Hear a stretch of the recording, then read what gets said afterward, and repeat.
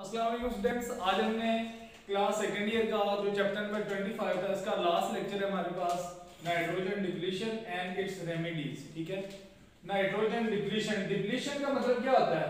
Deplete का मतलब होता है खत्म होना, रिड्यूस होना या कम होना। ठीक है, एंड इट्स रेमेडीज, रेमेडीज हम बोलेंगे इसके सॉल्यूशंस को कि अगर किसी सॉइल में नाइट्रोजन की कमी हो जाती है तो उसके सॉल्यूशंस क्या होंगे, हम उसमें क्या हल निकालेंगे कि नाइट्रोजन का जो कंटेंट है वो पूरा हो जाए। तो सबसे पहले वो आपकी बुक में बता रहा है इसके डिप्लीट होने की सबसे बड़ी वजह सॉइल एरोजन। ठीक है, सेकंड हमें बता रहा है फायर। जैसे आजकल फायर का सीजन भी है तो इसमें क्या होता है कि जब ज्यादा से ज्यादा जो दरख्त हैं वो जल जाएंगे तो नाइट्रोजन का जो कंटेंट है वो क्या हो जाएगा, कम हो जाएगा। उसके बाद है वाटर पर्कुलेटिंग इन सॉइल।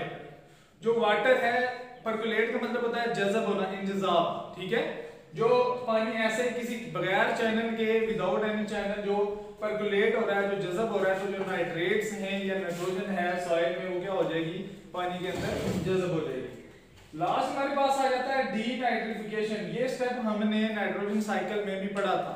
ठीक है, अगर आपको याद हो, डीनाइट्रिफिकेशन में क्या हुआ था, जो हमारे पास आखिर पे नाइट्रेट्स बने थे, नाइट्रेट्स में डीनाइट्रिफाइंग बैक्टीरिया ने इनको कन्वर्ट किसमें किया था, N2 में, जो कौन सी थी, मॉलिक्यूलर थी। ठीक है, अब डीनाइट्रिफिकेशन के स्टेप में क्या होता है, जो डीनाइट्रिफाइंग बैक्टीरिया होते हैं, जैसे सुडोमोनास, मैंने उसकी एग्जांपल आपको दी थी कि वो वाले बैक्टीरिया एनारोबिक रेस्पिरेशन करते हैं। ये वाली जो NO3 नाइट्रेट के अंदर जो ऑक्सीजन है, ये वाली ऑक्सीजन को लिबरेट करते हैं यहाँ से और अपने एरोबिक प्रोसेस में उसको इस्तेमाल कर लेते हैं। जो एनारोबिक बैक्टीरिया होते हैं सुडोमोनास। तो डीनाइट्रिफिकेशन का जो प्रोसेस है इसमें भी नाइट्रोजन क्या हो रही है, डिप्लीट हो रही है। मतलब कि ये वाली जो NO3 है नाइट्रेट की फॉर्म में है, ये कहां पे चली जाएगी, N2 में, जो मॉलिक्यूलर है, हमने पढ़ा था अनरिएक्टिव है, इनर्ट फॉर्म में, जो कोई भी कंपाउंड जैसे प्रोटीन्स है, अमाइनो एसिड्स हैं, वो वाली नहीं बना सकती। ठीक है, तो ये चार इसमें आपने याद रखने के नाइट्रोजन डिप्लीट किस तरह हो रही है। अब नेक्स्ट आ जाता है इट्स रेमेडीज। अब सॉल्यूशन क्या क्या है? फर्स्ट तो सॉल्यूशन हमारे पास है नाइट्रोजन फर्टिलाइजर्स N2।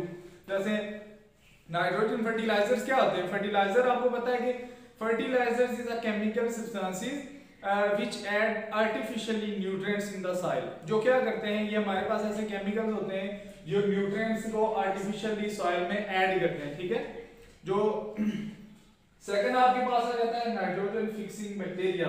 ये भी हमने जो आपका नाइट्रोजन साइकिल था उसमें पढ़ा था कि जो नाइट्रोजन फिक्सिंग बैक्टीरिया है वो क्या करते हैं, वो फिक्सेशन करते हैं नाइट्रोजन की और आगे नाइट्रेट और नाइट्राइट्स बनाते हैं। तो अगर किसी सॉइल में नाइट्रोजन डिप्लीशन हो जाती है तो आप उसमें क्या करेंगे, नाइट्रोजन फर्टिलाइजर्स ऐड करेंगे या फिर नाइट्रोजन फिक्सिंग बैक्टीरिया। ठीक है, जो फर्स्ट ऑफ ऑल वो मॉलिक्यूलर नाइट्रोजन को अमोनिया के अंदर कन्वर्ट करेंगे और देन नाइट्रेट और नाइट्राइट्स में। उसके बाद हमारे पास जो टॉपिक है वो आ जाता है जी flow of energy in food chain of ecosystem. अब किसी भी इकोसिस्टम के अंदर जो जानदार रह रहे हैं, ठीक है, उनको अपने मेटाबॉलिक प्रोसेसेस के लिए किसकी जरूरत है, एनर्जी की जरूरत है। जो भी मेटाबॉलिक प्रोसेस, डाइजेशन हो रही है, रेस्पिरेशन हो रही है, वो मूवमेंट कर रहे हैं, इस सब के लिए उनको एनर्जी की जरूरत होती है। और हमारे पास जो अल्टीमेट सोर्स है एनर्जी का वो क्या है, सन। ठीक है, जो हमारे पास सोर्स ऑफ एनर्जी है वो क्या है, सन। अब ये टॉपिक जहां से शुरू होता है वहां पे वो दो टर्म इस्तेमाल कर रहा है, एक ट्रॉफिक लेवल और सेकंड बायोमास। ट्रॉफिक लेवल से मुराद है the position of organism in a food web. किसी भी फूड वेब के अंदर ऑर्गेनिज्म की कौन सी पोजीशन है उसको हम नाम देते हैं ट्रॉफिक लेवल। इससे क्या मुराद है, जैसे हम फूड वेब बनाते थे ना, सबसे पहले फूड चेन को अगर देख ले तो ग्रास है, ग्रास को ग्रास ऊपर खा रहा है, उसको बर्ड खा रहा है।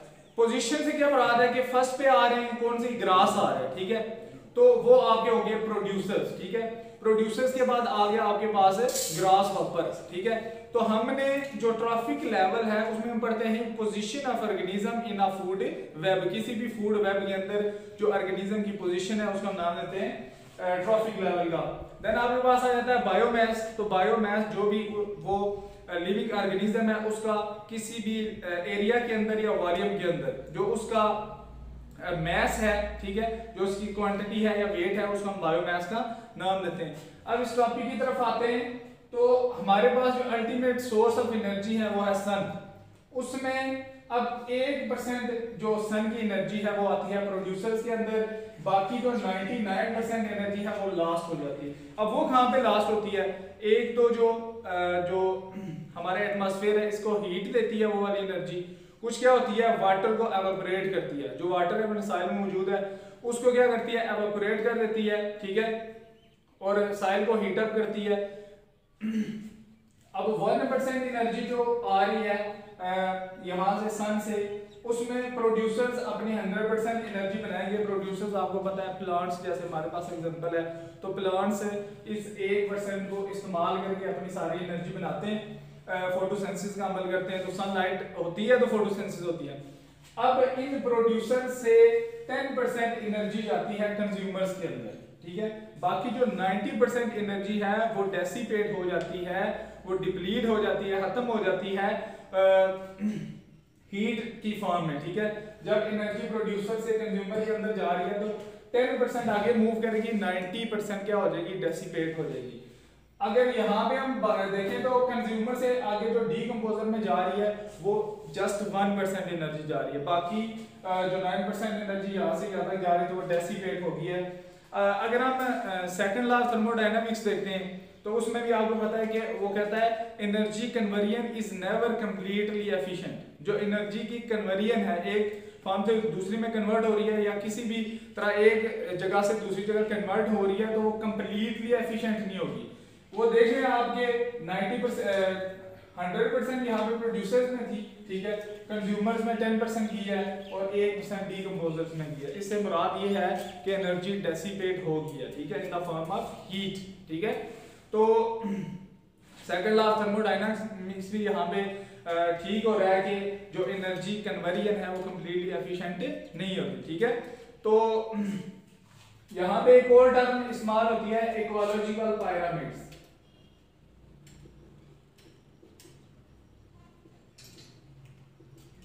जब किसी भी जो आपके पास ट्रॉफिक लेवल है उसको हम डायग्रामेटिक फॉर्म में देखते हैं, ठीक है, डायग्राम की शक्ल में। जब हम उसकी इस तरह डायग्राम बनाते हैं कि ये आपके पास प्रोड्यूसर्स हैं, ये प्राइमरी कंज्यूमर, ये सेकेंडरी, ये टर्शरी और ये डीकंपोजर, जब हम उसको डायग्रामेटिक फॉर्म में लिखते हैं तो उसको हम क्या कहते हैं जी इकोलॉजिकल पिरामिड्स, ठीक है। ये वाला जो आपका टॉपिक था इंतहाई आसान टॉपिक है। नाइट्रोजन डिप्लीशन के डिप्लीट किन किन तरीकों से हो रही है ये आपके पास 4 तरीके ये वाले थे। रेमेडी से मुराद है उसका सोल्यूशन क्या है, ठीक है। तो सोल्यूशन नाइट्रोजन फर्टिलाइजर्स और नाइट्रोजन फिक्सिंग बैक्टीरिया। देन आपके पास आ जाता है जी flow of energy in food chain of ecosystem, कि किसी भी फूड वेब में जो पोजीशन है ऑर्गेनिजम्स की जिनको हम ट्रॉफिक लेवल का नाम देते हैं उनमें एनर्जी कैसे मूव कर रही है, ठीक है।